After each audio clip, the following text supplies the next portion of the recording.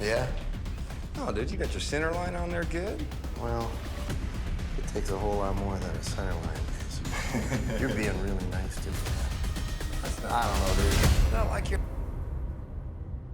They chased gold through frozen ground, stormy rivers, and some of the most dangerous locations ever filmed. Gold Rush made them familiar faces in living rooms around the world, and for a long time, it felt like they would always be there. But some of them are not here anymore. What happened to these people, and what did their final days look like? These are the stories of 10 Gold Rush members who tragically passed away. The last person never made it home from the job site. James Harness. With unmatched skills and a strong reputation, James Harness was known as the man who could easily fix anything. Yet that turned out to be his biggest problem, because he kept showing up to fix things long after his body could no longer handle it. James came to the Hoffman crew in Season 1 as their bush mechanic, an Oregon man who could solve any breakdown on any piece of equipment in any weather. He was so good at his job, known for diving headfirst into cramped and freezing spaces to weld when most people would have walked away out of fear or safety concerns. Yet there was one factor that stopped him from pushing his body past its limits. Years before the show, James survived a car accident that had left him with a severe spinal injury he couldn't afford to treat. This effectively meant he would have to deal with permanent back pain for the rest of his life, and that pain followed him into the show. He was in immense pain every time he was seen on screen, and it seemed there was no hope for a better life for James Harness. But then came the moment nobody expected. To his delight, Boston Hospital saw him on television and offered him the surgery for free. He accepted, and it seemed the back pain and all the burdens that came with it would finally end. And that came at a huge cost. James at this point had relied on pain medications for years, so much so that his body had developed a strong dependence on those drugs to get by. Things fell apart because of this, and Todd Hoffman fired him after Season 2 for missing too many days on site. 2 years later, on July 3, 2014, James Harness passed away from a stroke at 57. His children confirmed the news and held his funeral in Oregon that same week, but his death was not announced on air until Season 5.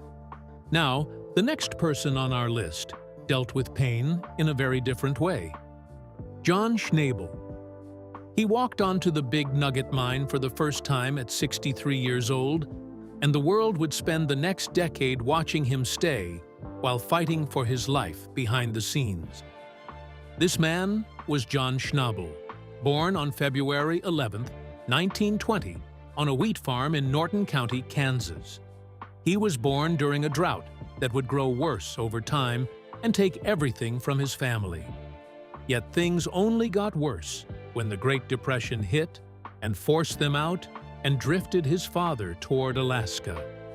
John was 19 years old at the time, stepping off a steamship in Haines, Alaska on March 10, 1939. And he would spend the next 40 years building many successful businesses, from sawmills and lumber companies to a hotel and a hardware store.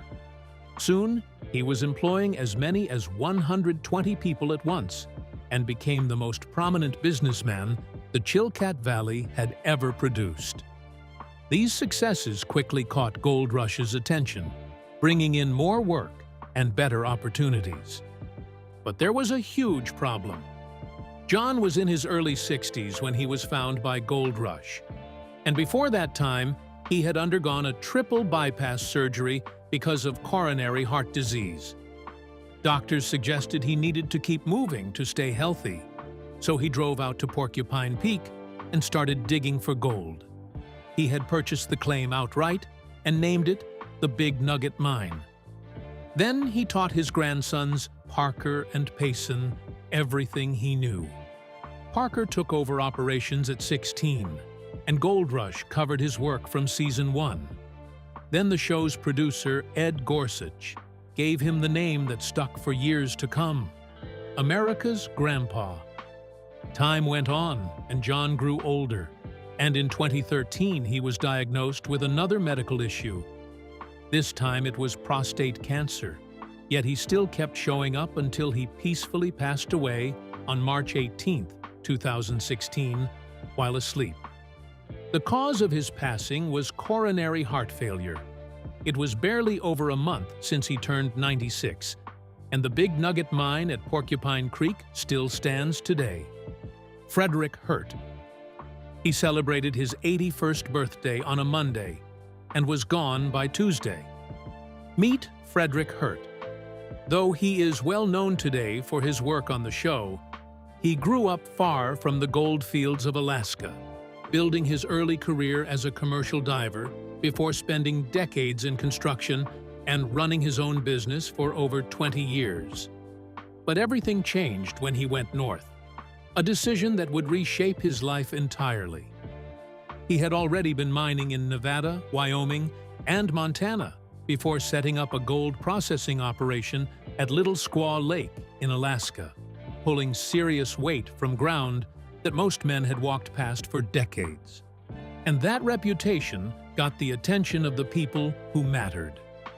That big moment came in 2010, when Discovery Channel's Gold Rush introduced audiences to the man the world would call Dakota Fred, a nickname earned from his roots as a trade prospector in North Dakota. He spent the first 4 seasons working at Porcupine Creek in Haines, Alaska, reorganizing the operation left behind by the previous crew and running the site alongside his son, Dustin. Then 2018 rolled around, and the show went somewhere far more dangerous. Discovery gave Fred and Dustin their own spin-off show, Gold Rush. Whitewater sent them diving into whitewater collection pools at the base of Alaskan waterfalls, fighting current and cold and rock to pull gold from places no machine could reach. Fred was in his mid-70s. He was still in the water, season after season, until March 2023, when he told his fans that doctors had found stage 4 brain cancer. He thanked everyone who reached out and spent the next 4 months fighting. A brief moment of celebration came on July 10, 2023, as Fred turned 80. On July 11th, his family posted to his official Facebook page that he had passed away that morning, surrounded by the people he loved. They asked that donations go to the Mike Rowe Works Foundation, in honor of a man who believed skilled labor deserved to be passed on at all times. This next person never knew he was dying until the very end. Earl Foster. Without his work early on, there is no Porcupine Creek, no Hoffman Crew, and no Gold Rush as you know it. Meet Earl Foster, born on August 2, 1926 in Claremore, Oklahoma. Before Discovery Channel looked in his direction, Earl had already lived 3 different lives. He enlisted in the Army in June 1944 at 17 years old, and his duty sent him to the Philippines. When he came home, he married his childhood sweetheart, Rhea DeWitt, in early 1950, and spent the next decades working for the FAA. He moved through remote stretches of Alaska and built radio communication towers in desolate places. When he retired, he turned to mining precious resources, from gold to red emerald. He has claims spread across Alaska and the lower 48, and soon became a certified gemologist along the way. The mine he owned on Porcupine Creek in Haines, Alaska, was just one of several, but it alone changed everything. He was the one who leased that Porcupine Creek claim to Todd Hoffman and his crew from Oregon, who had never seriously mined gold before. Midway through the season, Earl Foster showed up on camera, looked at what the Hoffmans had pulled from the ground, and declared that the numbers were not good enough. After the Hoffman crew missed a lease payment, Foster sold the Porcupine Creek claim to Dakota Fred Hurt. That sale ended the Hoffmans' time at the Creek and pushed the story into season 2, setting the tone of the show for years to come. Earl Foster passed away at home in Anchorage on April 23, 2013, of cardiac amyloidosis. He was 86 years old, and the disease had been building over several years, while he seemed healthy on the surface. For most of his life, Earl had every reason to believe he was fine, until he passed away.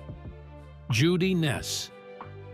She raised a boy who quit football, picked up a bass guitar, put it down, flew to Alaska on 12 days' notice, and spent the next decade pulling gold out of frozen ground just to make her proud. She was Judy, and her son was Rick Ness, one of the most recognizable faces on the show. When she passed away, he left the show for an entire season to process what to do next with his life. Later reports clarified that Rick had no wife and kids to return home to, and she was his only inspiration behind that specific job.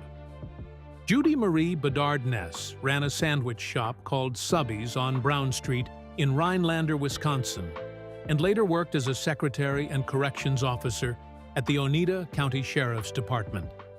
Rick was with her when she passed away on March 20th, 2018, and the cause was brain cancer. She was 55 years old. By then, Rick had been on Gold Rush since season 3, rising from rock truck driver to foreman under Parker Schnabel. With her blessing, he had launched his own mining operation in season 9. He had everything moving in the right direction. And that was the moment tragedy struck. In the months following, Rick fell into depression, and to get the mental clarity he needed, he turned to drugs before disappearing from the show in season 13. When he came back for season 14, he told TV Insider he had taken ownership of her house, but couldn't bring himself to walk through the door for years. When he finally did, he packed it up, took what he wanted to remember her by, and sold it to fund his return to mining. When asked why, he stated that it is what she would have wanted. As of the making of this video, the house is gone, but the mine is still running. George Schnabel. Long before the cameras found him, John Schnabel had already lost the person who knew him best. George Schnabel was John's younger brother, and the two of them had come to Haines, Alaska, as young men to help their father with work at a sawmill at Jones Point on the inlet.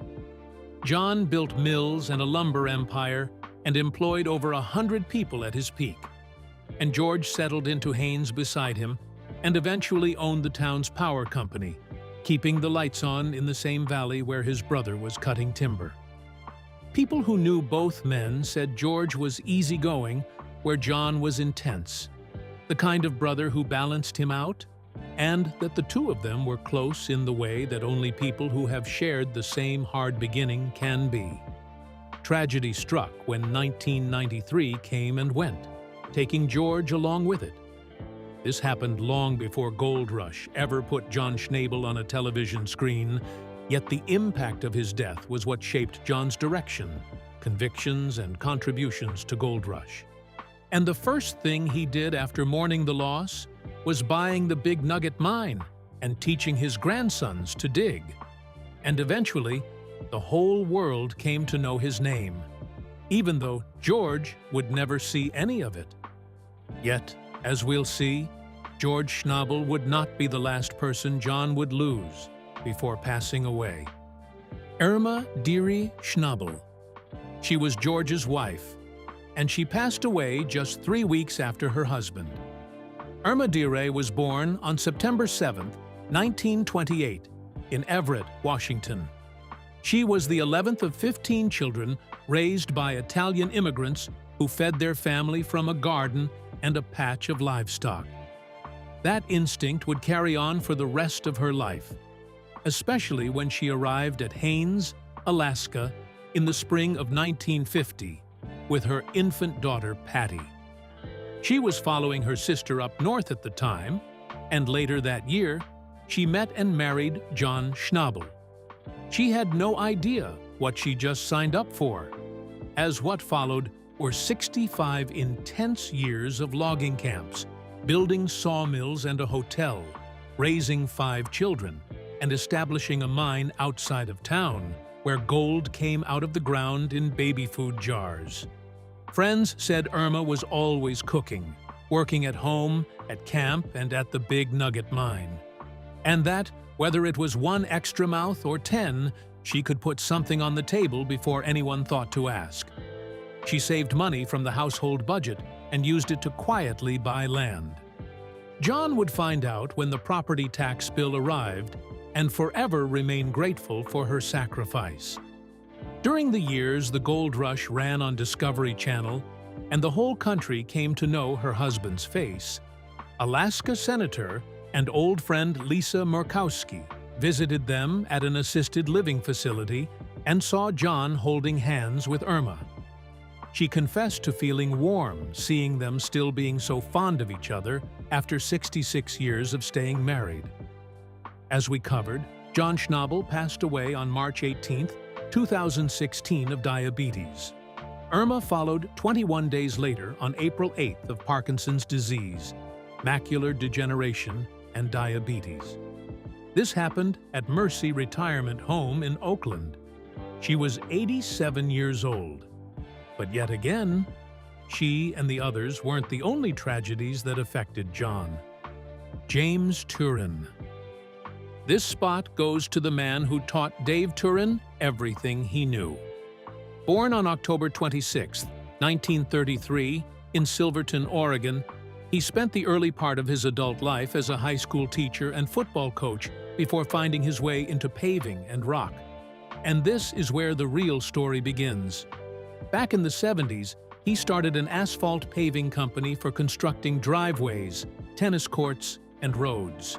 But not all profitable things were meant to last, as the owners of the adjacent quarry in Brightwood, Oregon, put it up for sale. Yet he didn't want years of hard work to go so easily. So he bought it too, and renamed it Mount Hood Rock.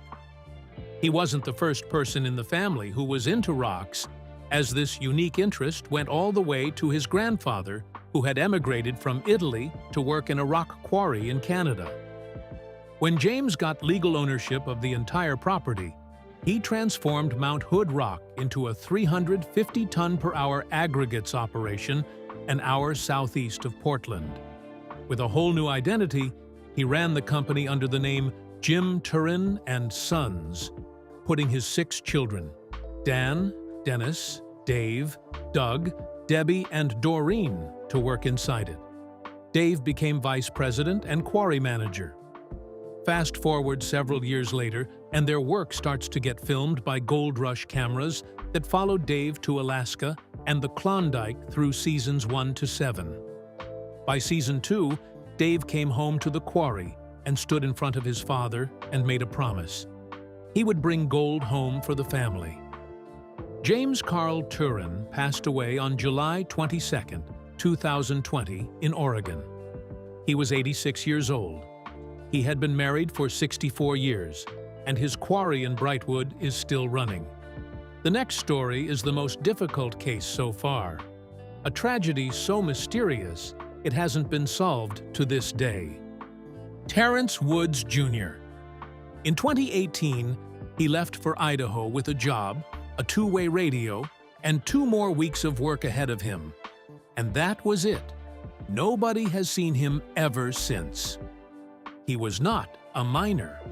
He was not a cast member whose face appeared in the opening credits or whose name fans had learned over years of watching. Terrence Woods was a production assistant, one of the people who made the show and its spin-off possible.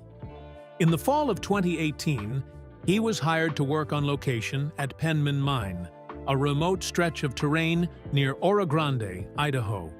For Terrence, it was just another day at work. But there was a big problem. The kind of place Terrence Jr. was sent to was a region where cell service was thin, and the nearest town was a long drive down an unpaved road. His father, Terrence Sr., dropped him off at Reagan National Airport in Arlington, Virginia on September 30, 2018. 4 days later, on October 4th, Terrence sent a text from his hotel. A day after that, he texted again, this time to say he was coming home early. He never would, as on October 5th, the crew at Penman Mine had wrapped for the day and Terrence had stepped away from the group to relieve himself before they departed. Associate producer Simon G. was the last person to see him clearly, and what he witnessed that day was beyond frightening. Shortly after Terrence left, G said he heard something, looked toward the edge of the Turin, and saw Terrence running fast down the incline. He kept running downwards until he disappeared from view. His two-way radio was found on the ground where he had been standing. G ran to the edge immediately, fearing Terrence had fallen. He called the rest of the crew to search the area. They found nothing, and it was by 5:30 that evening when Idaho County Sheriff Doug Giddings received the call. What followed was one of the most extensive searches the county had mounted in years. Sheriff Giddings deployed K-9 units, helicopters, and ground teams running grid patterns across the surrounding terrain. The dogs tracked a scent from the site all the way to a nearby road before losing it completely. When the report went online, many details didn't make sense, and several theories as to what really happened that day flooded the internet. Giddings later told reporters that if you had ever seen that area, you would understand how a person could simply vanish into it. Two private investigators hired by the family later on to dig deeper, but they found nothing more than what the sheriff's teams could confirm. Terrence's parents, Terrence Woods Sr. and Valerie Butler, went public with their grief and questions. They appeared on Dr. Phil, where his mother said the family had no healing and no answers. His father shared that Terrence had mentioned something uncomfortable about the job before he left. A gut feeling that something was wrong, but went anyway. The parents raised the possibility publicly that someone had picked him up at the road where the scent trail ended. But till today, no evidence has ever confirmed or denied it. Not long after, Idaho County classified Terrence Woods Jr. as a missing person. Nobody has ever been recovered. No cause has ever been confirmed, and the case remains open. The last image his father has of him is a drop-off at an airport.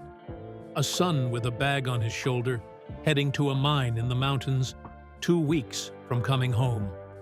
This was a mysterious disappearance off the record. But what happens when the tragedy happens on camera?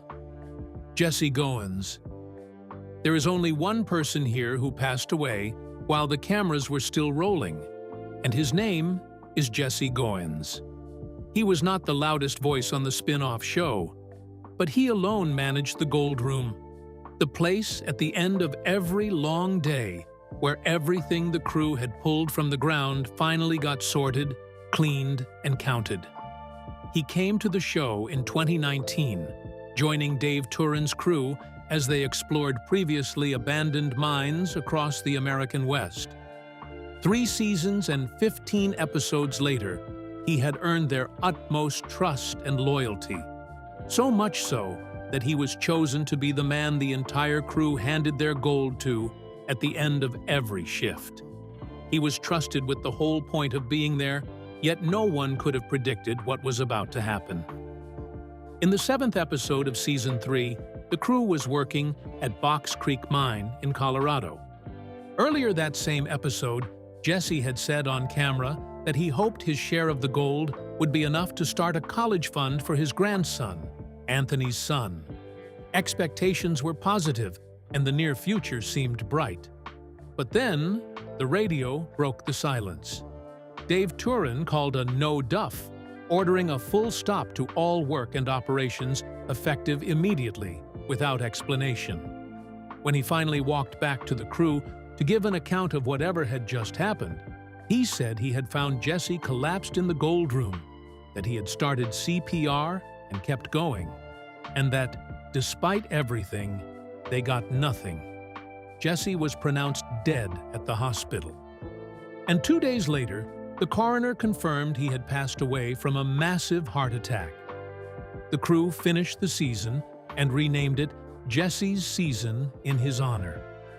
Every ounce he had sorted and counted went to his wife Renda and their 3 sons. And the gold room sat quiet for the rest of the year in his memory. Which of these people do you miss the most? Is there anyone you think we've missed out on? Let us know in the comments down below. If you enjoyed the video, don't forget to like, share, and subscribe. Click on the next video shown on your screen. You will enjoy it.